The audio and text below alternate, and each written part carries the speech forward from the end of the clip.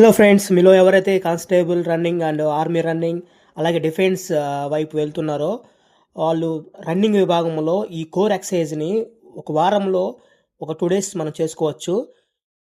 ఈ core exercise వల్ల చాలా లాభాలు ఉన్నాయి. ఇక్కడ మీరు same day heavy core workout చేసిన తర్వాత next day light core or rest ఇవ్వడం చాలా బెటర్.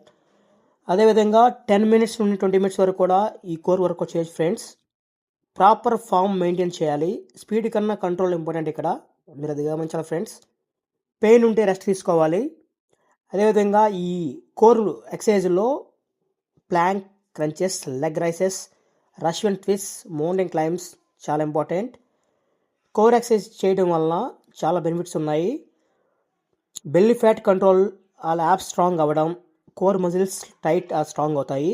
అదేవిధంగా పోస్చర్ ఇంప్రూవ్ అవుతుంది, బ్యాక్ పెయిన్ రిడ్యూస్ అవుతుంది, బ్యాలెన్స్ స్టెబిలిటీ ఇంప్రూవ్ అవుతాయి. అదేవిధంగా వర్కౌట్ పర్ఫార్మెన్స్ ఇంప్రూవ్ అవుతుంది.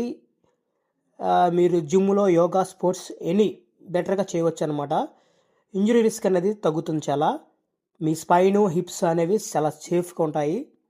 మెటబాలిజం సపోర్ట్ అవుతుంది. ఫ్యాట్ బర్నింగ్కి ఇండైరెక్ట్గా హెల్ప్ చేస్తుంది ఇది.